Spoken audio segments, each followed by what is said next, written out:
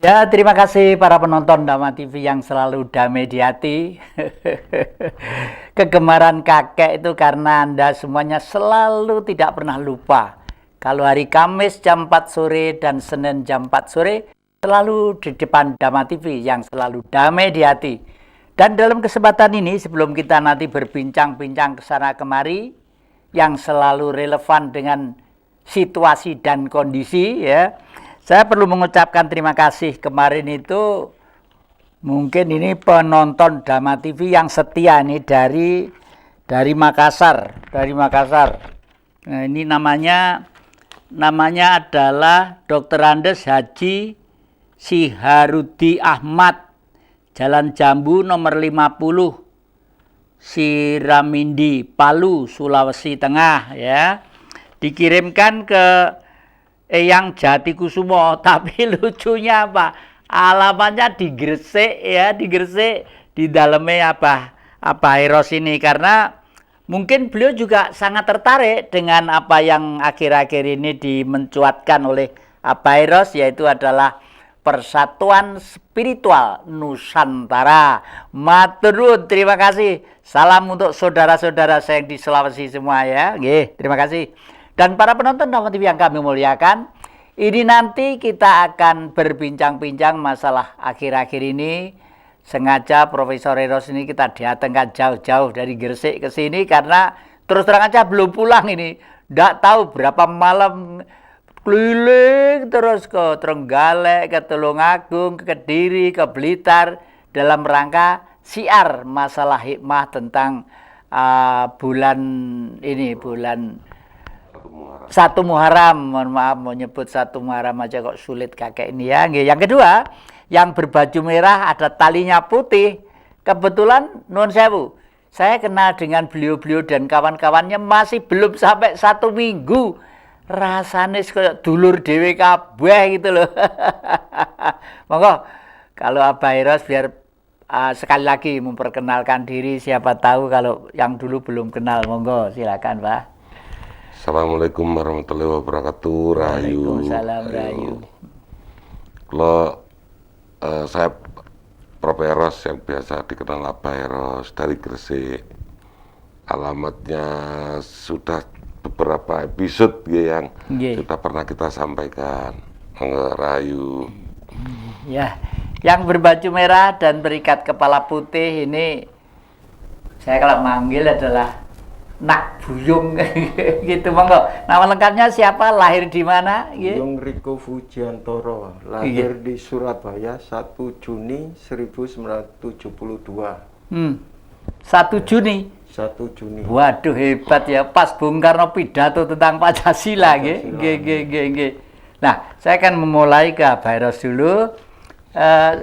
Saudara-saudara penonton Dama TV yang kami muliakan, semua yang akan kita sampaikan tuh karena kita tuh ditulis oleh kelas dunia secara internasional, ya. Kelas dunia itu sudah barang tentu internasional. Salah satunya saya itu terpicu oleh tulisan salah seorang Profesor Arisio Santos, ya, dari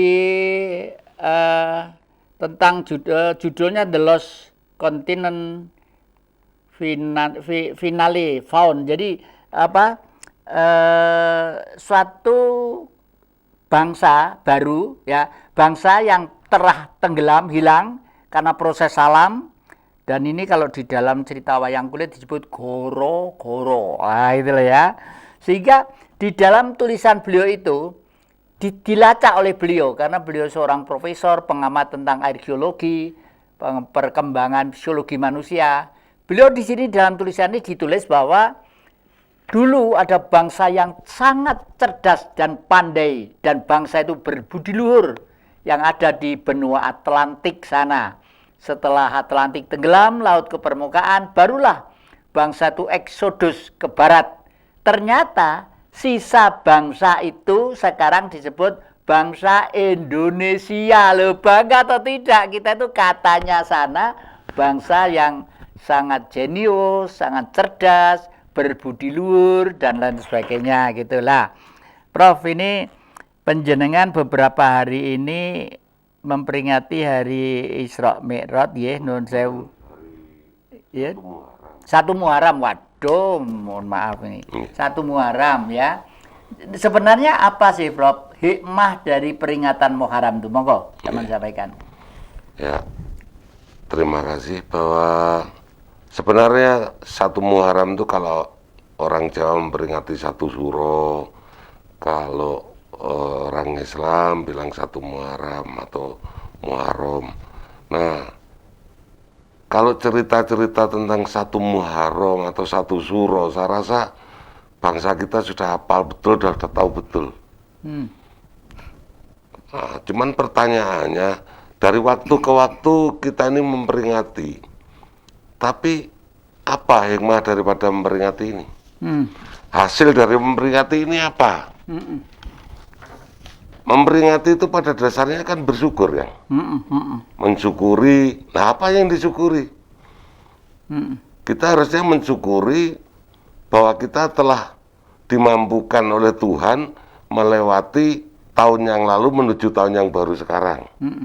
Apa perbuatan kita yang dulu jelek terus dengan bangga kita peringati sekarang? Nah, 1 Suro ini saya lebih membahas tentang, menitik beratkan tentang apa hikmah 1 Suro yang didapat.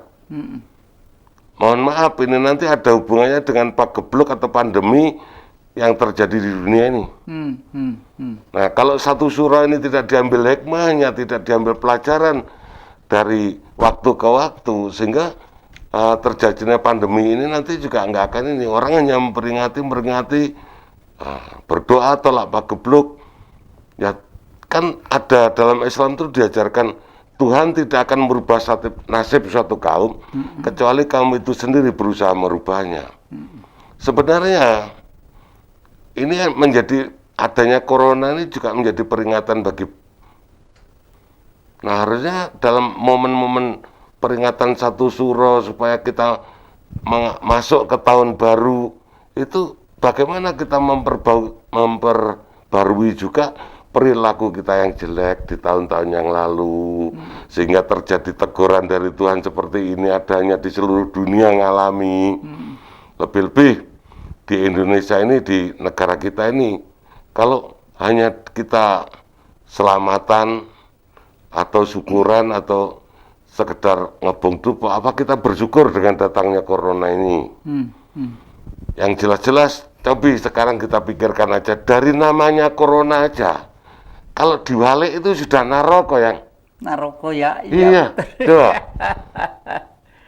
Iya. Nah, dalam kehidupan nyata dunia sekarang ini, Tuhan sudah menghadirkan neraka. Orang cari makan susah, mau kerja susah, iya, betul. mau bersilaturahmi aja susah, coba. Ini kan sudah naroko, bayangannya naroko dunia ya. Nah, jadikan ini satu peringatan dan penghayatan. Bah, di dalam cerita wayang itu ada lakon yang peranannya salah satu adalah Bomo Naroko Suro. Neraka pas bulan Suro. Pas jadi, ya. Betul yang. Jadi ini yang harusnya itu menjadi topik pembicaraan dari masyarakat tokoh-tokoh agama, tokoh spiritual. Saya nggak menyebutkan agama apapun, spiritualnya kayak apapun, tapi ini adalah satu peringatan dari Tuhan, dari Allah, yang mestinya khususnya bangsa Indonesia yang mengaku se-Indonesia ini beriman. Harusnya ini dijadikan betul untuk menjadi pelajaran. Nah, kalau ini nanti orang akhirnya sadar, kemudian tahun baru yang akan datang ini mereka merubah perilakunya, di samping kita berdoa memohon kepada Tuhan supaya corona diusir dari dunia. Nah, orang-orangnya juga berubah. Tadi saya katakan Tuhan tidak akan merubah nasib kaum kecuali kaum itu sendiri berusaha merubahnya. Kalau akhlak-akhlaknya manusia ini menjadi baik, insya Allah yang corona cepat minggat.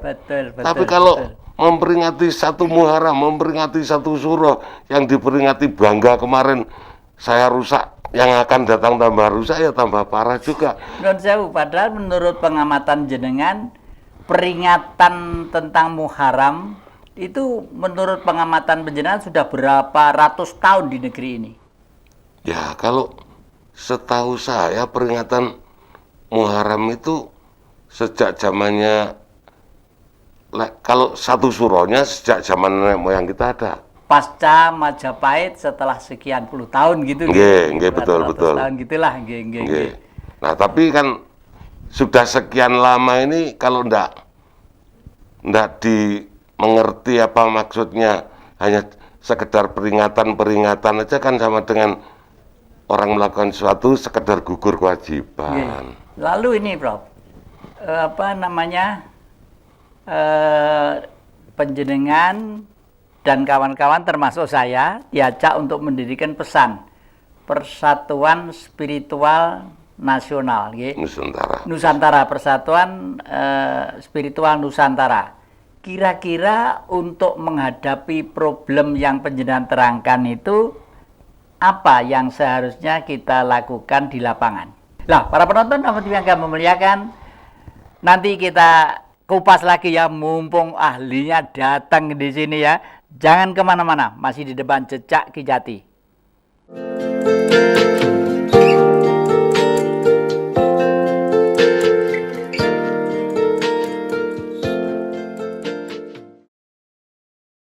Ya, terima kasih para penonton TV yang kami muliakan. Anda masih setia ya. Sekarang akan kita beralih ke yang lain. Saya kenal dengan saudara saya yang berbaju merah, ikat kepala putih, masih kira-kira belum seminggu. Tapi rasanya koyok dulur dewe gitu loh.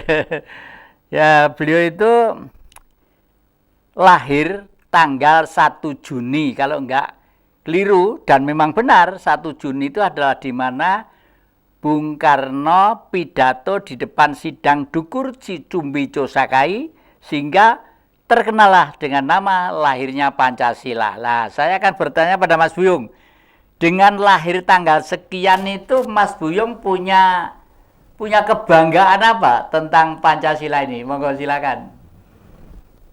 Kebanggaan saya adalah itu lambang yang diberikan untuk Indonesia. Jadi semua sudah mencakup di dalam lambang di Pancasila itu.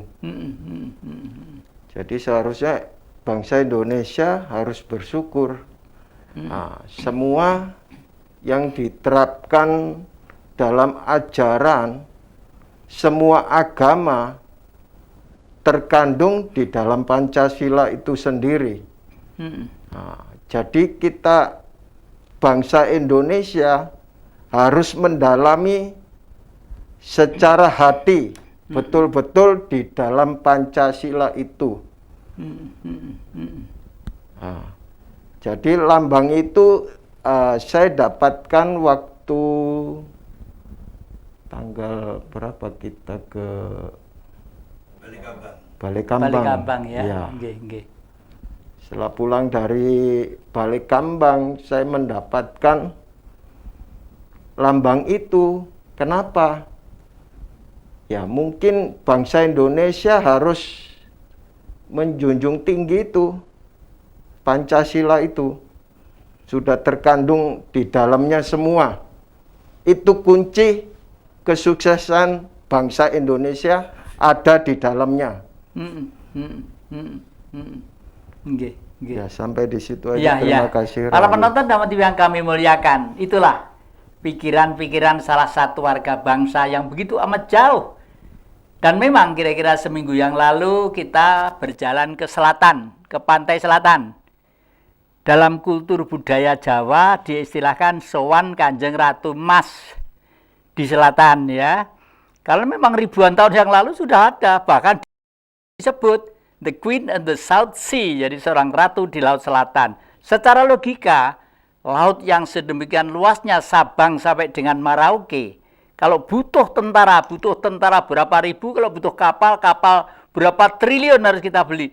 Cukup dengan mengkonotasikan Laut Selatan sebagai satu kekuatan power yang besar. Dan anehnya lucu kemarin itu, sebenarnya kita itu mau sowan ke Balikambang, tapi ternyata gondang legi ke selatan, Bantur ke selatan. Jadi belum sampai Balikambang. Akhirnya apa? Aneh, betul-betul aneh. Terus yang namanya Mbak Astrid itu Katolik kan, orang Katolik. Itu justru yang bisa komunikasi dengan alam sana. Waktu itu, Pak, sebenarnya kita ditunggu di Balikambang, tapi kok ke sini? Ternyata juga enggak apa-apa. Itu buktinya apa? Pintu gerbangnya sudah digeser ke timur. Jadi, loh, yang mengetahui pintu gerbang itu ada salah satu priayi temennya Mas Anu ini, Mas Buyung ini ya. Loh, Mbah, itu kok ada pintu gerbang seperti Gunungan 2 ke sini. Oh iya Mas, berarti kita itu sudah diterima. Dan kembangnya, anehnya yang semula itu harus ke barat terus, satu takir itu Pak, satu takir aja. Jadi Ibu Ratu Mas itu adalah maha malaikat yang suci kalau dalam bahasa agama ya. Kalau dalam bahasa Jawa disebut Ibu Mahadewi.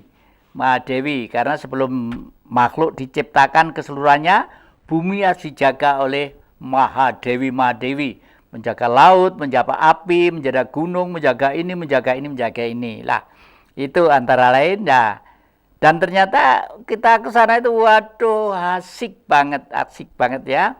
Ini semua yang kita lakukan ini adalah demi kepentingan bangsa kita, anak cucu kita, yang terkait dengan warisan-warisan leluhur dan budaya yang leluhur.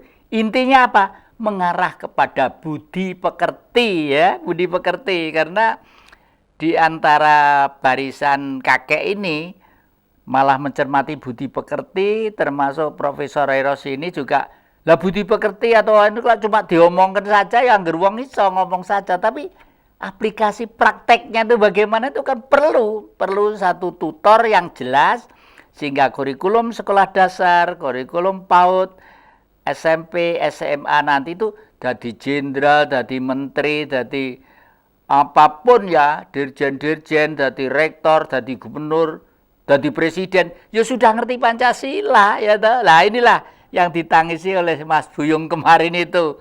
Sampai kalau ketemu Romo itu ruangkulan sambil nangis, Romo Pancasila, Romo jangan melupakan Pancasila. Ya betul nggih, matur nuwun.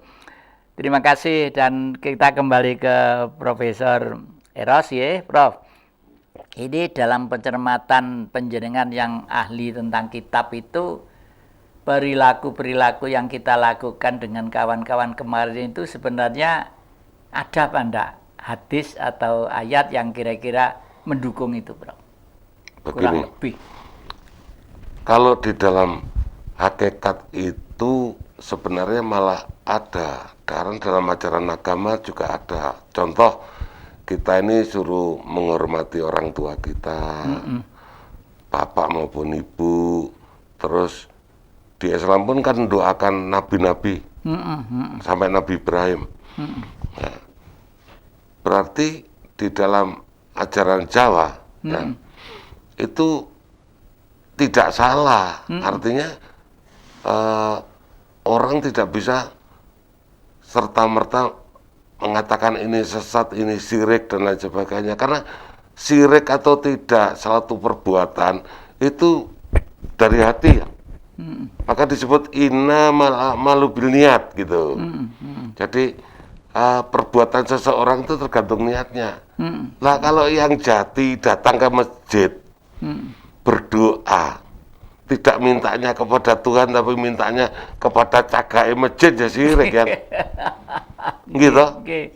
Sama dengan kita ini berterima kasih kepada laut, sehingga kita ada syukuran dengan orang Jawa disebut apa, sedekah laut misalnya, supaya panenannya laut para nelayan ini juga selalu melimpah, karena jadi orang yang bisa berterima kasih atau terima kasih kepada laut sebagai sarana dari Tuhan untuk mendatangkan rezeki kepada manusia, sehingga manusia bisa menikmati ikan, gizinya, garamnya dan lain sebagainya.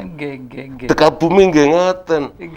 Kalau kita nggak berterima kasih kepada bumi, kita dapat biji-bijian, sayuran, buah-buahan, memang hakikatnya dari Allah, tapi kan dilewatkan bumi. Iya. Nah, ini konotasinya sama kali kula diparingi harta kali yang jati. Nek kula mboten terima kasih, wah iki rezeki teko Allah. Ngapain saya terima kasih sama yang jadi? Berarti kita ini kan nggak berakhlak. Nggih. Ya. Gitu. Jadi itu sebenarnya akhlaknya leluhur kita, budi pekerti leluhur kita yang sudah sangat tinggi, sudah sampai ke sana. Nggih. Kesininya nggak dipelajari, hanya dilihat sepintas. Kalau nggak ke Tuhan itu syirik. Nggih. Nah ini perlu diluruskan. Nggih, nggih. Sehingga nanti generasi-generasi yang akan datang maupun apa yang terjadi di masyarakat yang dilakukan ini juga menjadi lurus bahwa kita ke sawah, leluhur dulu kita tuh pasang cok bakal, nanam ini kan ngaten. Nggih. Sebelum nanam padi, ya itu nuwun sewu, minta izin kepada bumi supaya mau ditanami, ibaratnya gitu. Dengan harapan nanti tanamannya jadi subur, nggak diganggu hama. Nggih. Karena gimana pun juga semua itu memang dari Tuhan, tapi kan tetap Tuhan itu gaib, sedangkan yang wujud ini dijadikan wasilah. Iya. Lah, ini loh para penonton Damai TV yang kami muliakan. Ternyata sesuatu itu kalau dijelaskan orang pinter, semakin gamblang dan rasional.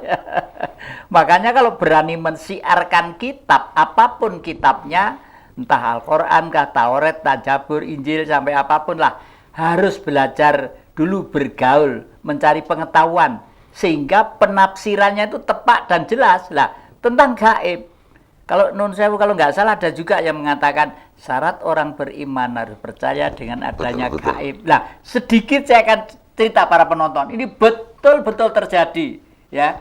Saya waktu itu masih kelas 4 SD di Desa Papungan, Kanigoro, Blitar, ya. Waktu itu di desa itu kan sering ada acara yang namanya bersih desa. Lah di tengah sawah antara desa Ngrebu, desa Kuningan, desa Papungan itu dan Tegalrejo itu ada sumber kira-kira garis tengahnya itu hanya 6 meter. Namanya sumber cangkring karena di situ ada pohon cangkring. Setiap malam itu selalu dengar suara gamelan. Waduh, ngerangin sekali gamelan keruang itu, mak sayang waktu itu kok nggak ada suara sindennya ya, suara gamelan aja ngerangin gitu ya. Anehnya kita mulai curiga itu apa? Loh, di bulan puasa itu kan jarang orang gamelan yang macam-macam, kan jarang, namanya musimnya taraweh, kadarusan dan lain sebagainya. Tapi itu masih ada. Nah, nanti kita lanjutkan para penonton. Jangan kemana-mana, masih di depan Jejak Kejati.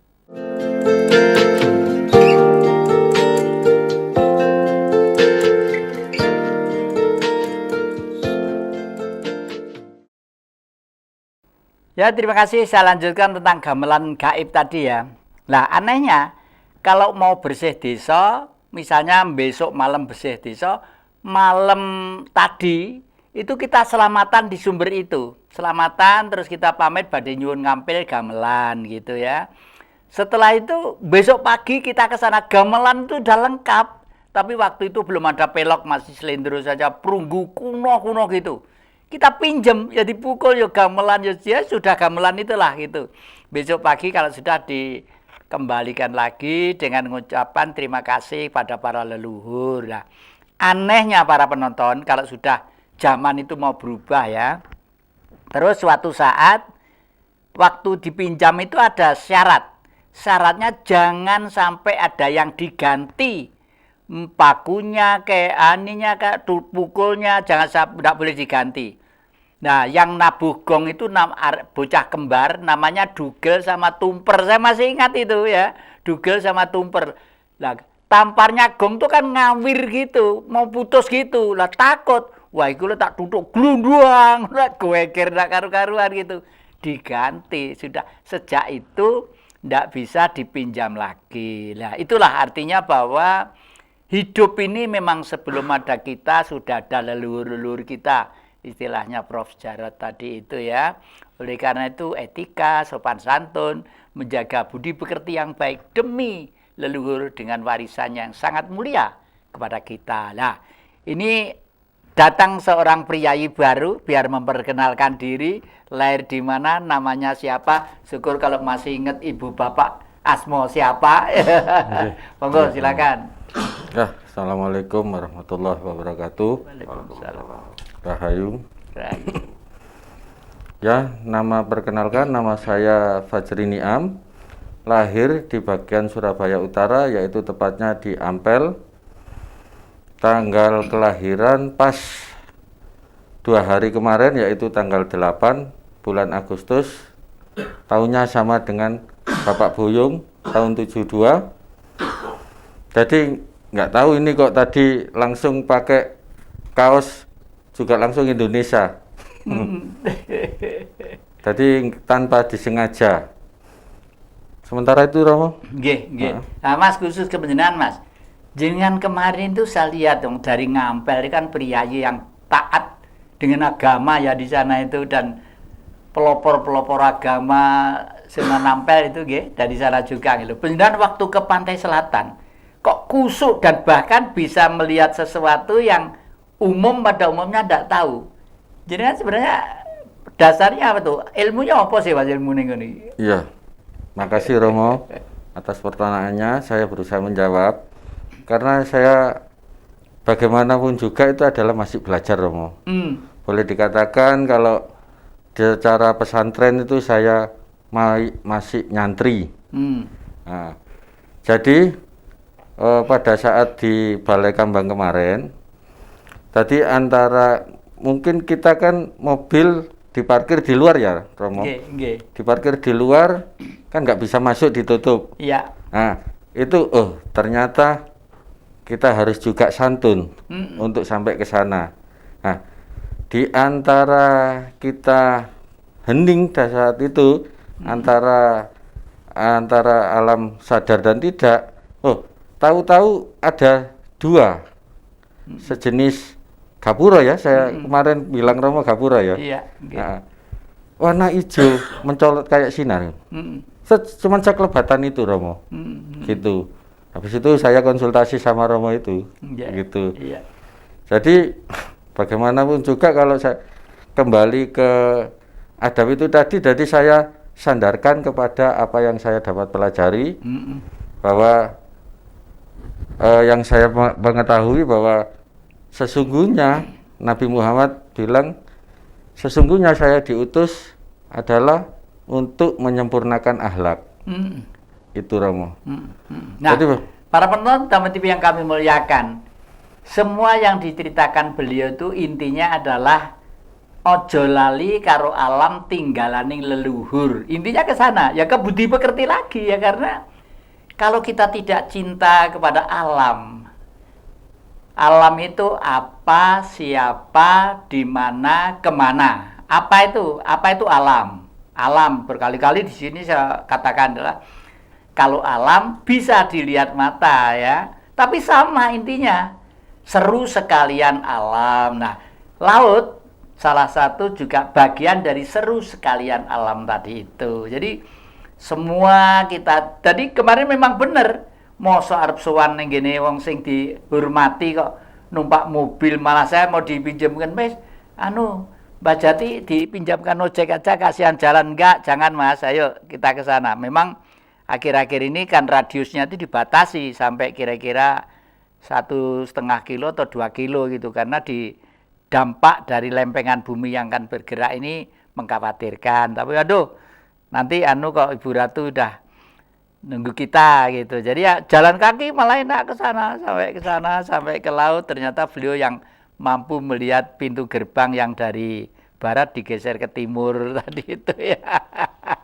Syukurlah. Lah, Prof, ini berkaitan dengan apa yang kita lakukan, kita bicarakan terkaitnya dengan spiritual Nusantara.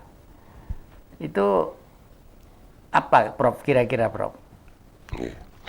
Jadi kaitannya dengan spiritual Nusantara. Spiritual Nusantara ini kan punya tujuan untuk mendamaikan umat manusia, khususnya yang ada di Nusantara. Karena akhir-akhir ini kita semua tahu banyak terjadi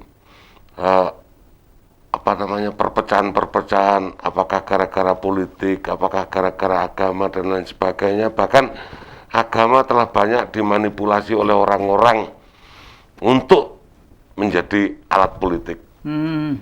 Nah, ini yang bisa nyatukan spiritual, Romo. Karena orang spiritual itu kalau di agama Islam pernah saya sampaikan di Dhamma TV ini juga, mereka tuh orang-orang yang tingkatan tasawuf, ilmu makrifat gitu. Nah, kalau sudah di sana dia orang-orang yang kenal Tuhan. Kalau kenal Tuhan itu berarti Tuhan itu universal. Nah, nun sewu sekarang begini. Banyak orang mengatakan Tuhan itu Maha Pencipta. Kalau namanya Maha Pencipta itu ciptaannya kan nggak satu. Nah, pertanyaan sekarang banyak orang yang menuntut semua harus sama. Otomatis karena Maha Pencipta diciptakan orang ada yang kulit ini, agama ini, keyakinan begini, keyakinan begitu kan gitu. Itu namanya Maha. Kalau cuma satu doang nggak Maha. Nah, sekarang nggak sadar bahwa manusia itu telah mengingkari pengakuannya sendiri berarti. Ngakui Tuhan Maha kok sekarang Tuhan maunya apa yang ada di dunia ini diseragamkan. Pendapatmu harus sama dengan saya. Agamamu harus sama dengan saya. Lalu di mana letaknya Tuhan Maha? Nah, di sini kalau kita mengakui Tuhan itu Maha, monggo hidup berdampingan, saling rukun, menjalankan keyakinan masing-masing, adat dan budayanya masing-masing. Nggak usah kita merasa benar, karena Tuhanlah yang Maha benar. Betul. Nah, terus gini, Prof, ya. Nggih. Sebenarnya yang sudah kita anggap, kita yakini seseorang penguasa gaib yang berbudi luhur dan bersinar baik, itu kalau kita datang, itu kan tidak minta macam-macam ya, artinya hanya sebagai etika kesopanan lah.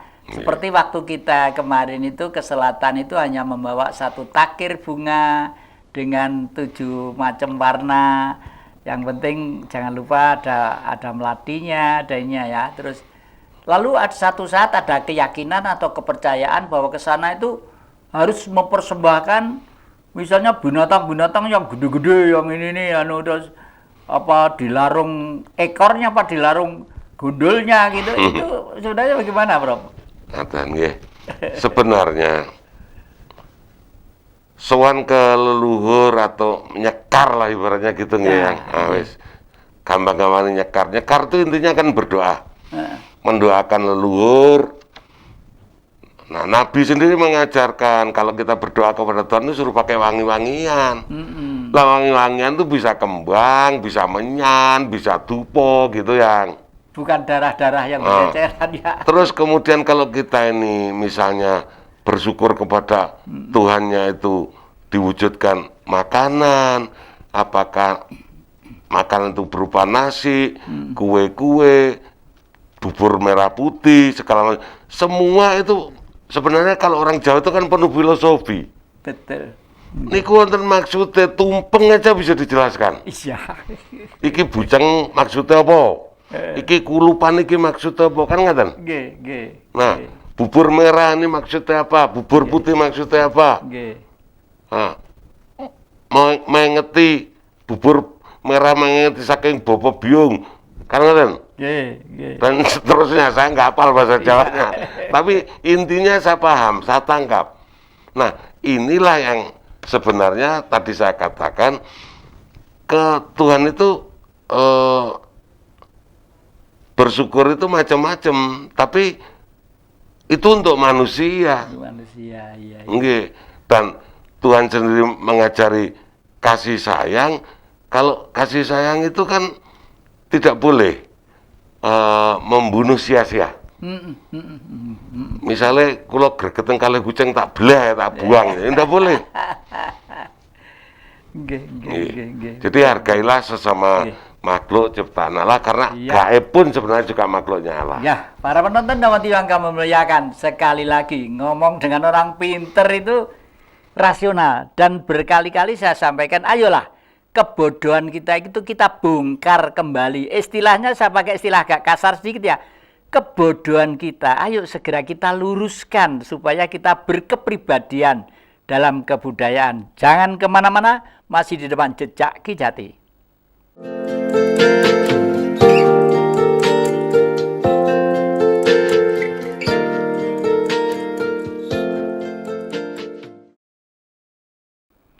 Ya, terima kasih para penonton Dhamma TV yang selalu damai di hati. Saya akan mencoba ngorek pada Mas Buyung ya. Mas Buyung, sampean lak dengar akhir-akhir ini kakek itu mengadakan kirab Raja-Raja Nusantara di Trowulan Mojokerto, mengingat di daerah sana itu mau kita jadikan sentral budaya Nusantara. Nah, jenengan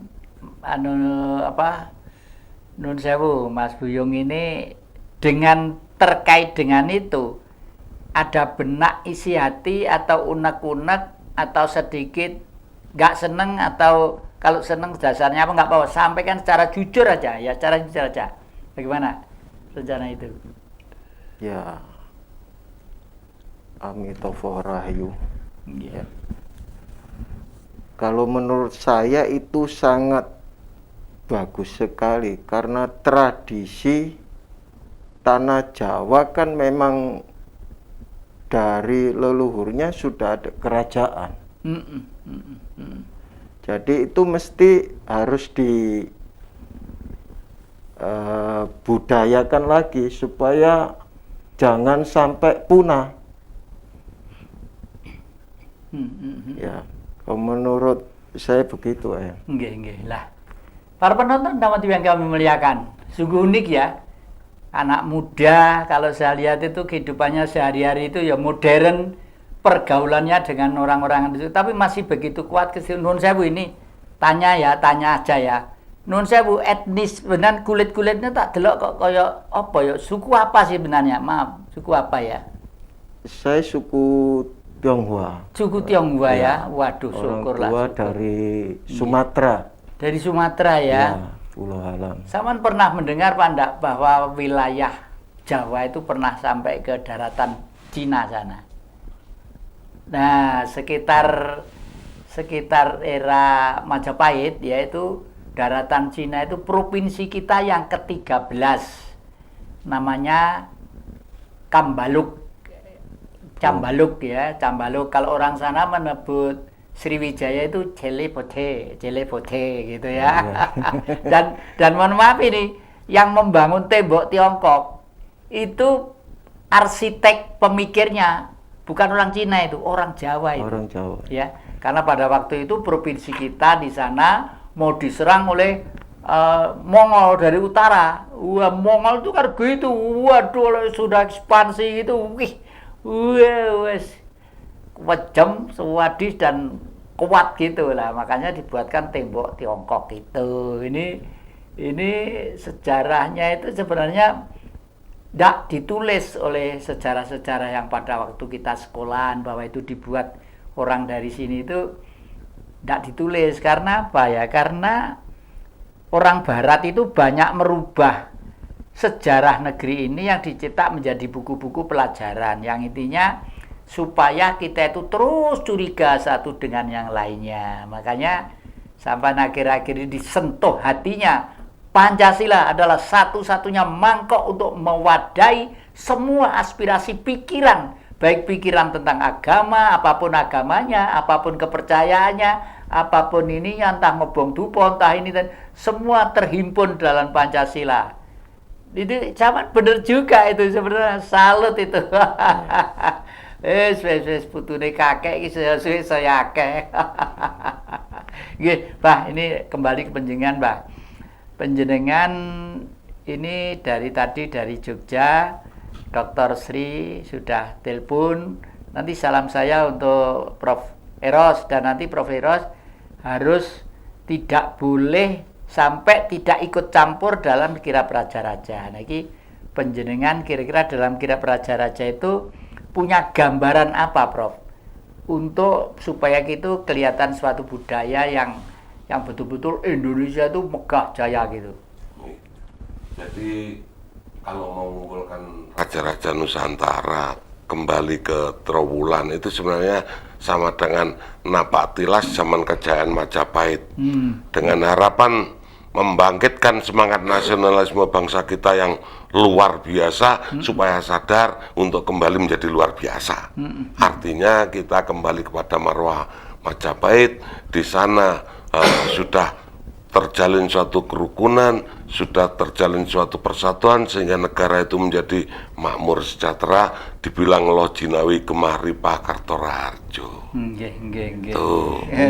Ini harapan kita ke depan, negara NKRI tetap. Nah, para raja ini secara simbolik rukun kembali ngumpul di Majapahit Trowulan. Lalu di sana nanti baru kita gelar acara misalnya gelar budaya, gelar kesenian apa. Inilah budaya bangsa, kita tampilkan kepada dunia.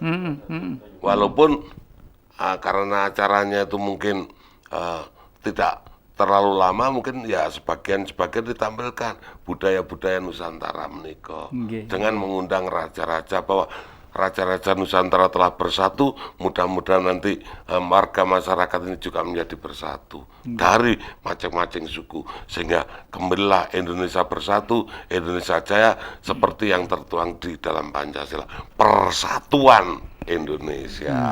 Hebat. Penjenengan betul, karena apa ya? Yang dari dalam Keraton Yogyo yang dititahkan untuk ikut dalam panitia seorang dokter. Dr. Sri Mulyono itu dari UGM ya, diperintahkan untuk ikut campur tentang itu, dan kebetulan dari Bali juga gayung bersambut juga ya. Bali itu kan masih ada, dan tadi betul yang disampaikan Mas Buyung bahwa jauh sebelumnya negeri kita itu masih malah terdiri dari kerajaan-kerajaan itulah. Apakah nanti tidak merubah tatanan negara Pancasila yang demokratis ini? Nah, ini banyak dilemparkan permukaan supaya kita kacau, supaya masyarakat juga kacau. Tapi sebenarnya justru demokrasi yang asli itu didasari oleh kerajaan-kerajaan besar atau kecil. Karena raja itu kalau di sebelah timur sana banyak diistilahkan sebagai kepala suku adat ya. Dengan memegang adat berarti pimpinan daerah itu menyatu dengan perasaannya rakyat. Nah, menyatu dengan perasaan. Jadi rakyat ya ayam tentrem gitu. Nggak seperti demokrasi tapi nyeleweng menjadi kekuasaan yang autokrasi.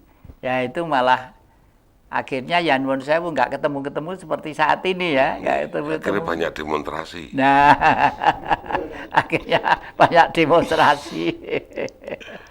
Negara Pancasila kan seperti itu sebenarnya, karena rakyat negara itu yang memilih adalah warga.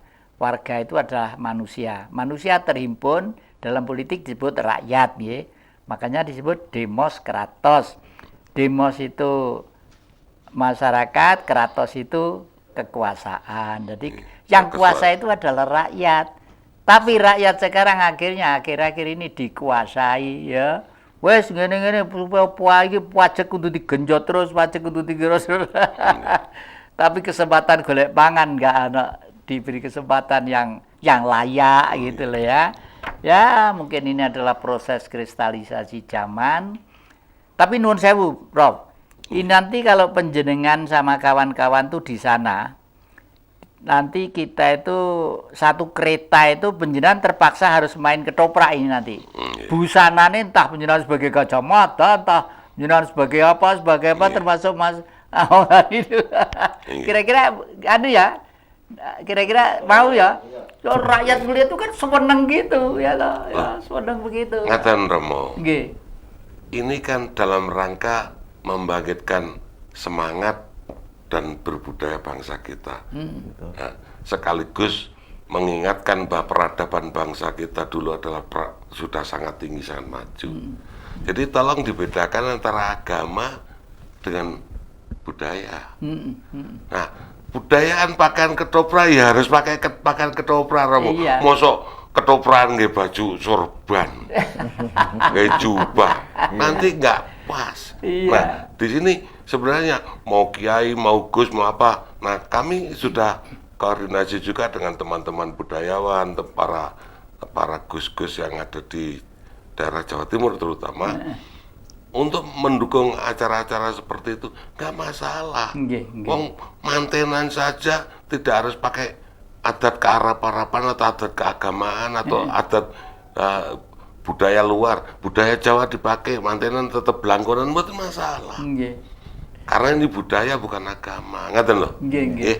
Salut juga ya dengan politik di Malaysia ya. Ternyata Malaysia akhir-akhir ini yang itu yang raja siapa itu yang terakhir yang baru itu jengkel banget dengan rakyatnya tuh, dengan rakyatnya jengkel. Dah kita kalau nggak seneng pakai budaya berbusana berpakaian arah leluhur, ya nggak seneng silakan pulang. Sono, lek seneng cara Arab silakan pindah ke negara Arab. Saya senang, sini penduduk malah kurang. Itu tegas kemarin itu, waduh gitulah. Yang senang cara ini pakai sana gitulah. Tapi nanti kita tidak seperti itu. Kita ya, misalnya ini Prabu Brawijaya, kan raja itu ada staf-staf ahli spiritual, didampingi oleh tokoh Islam. Ya harus berpakaian busana Islam. Tokoh Nasrani berpakaian busana Nasrani. Tokoh ini mungkin Hindu. Yang tokoh Hindu mungkin yang spiritual pakaian ini didampingi gitu. Waduh malah itu ndak bicara tapi visualisasi yang menyentuh pikiran-pikiran terutama yang anak-anak kita gitu nggih. Kalau tidak ada, terima kasih semuanya sudah menyampaikan ya.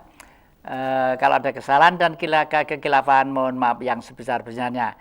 Saya ingatkan sekali lagi jangan lupa setiap hari Kamis jam 4 sore dan hari Senin jam 4 sore selalu di depan Dhamma TV yang selalu damai di hati. Terima kasih. Rahayu.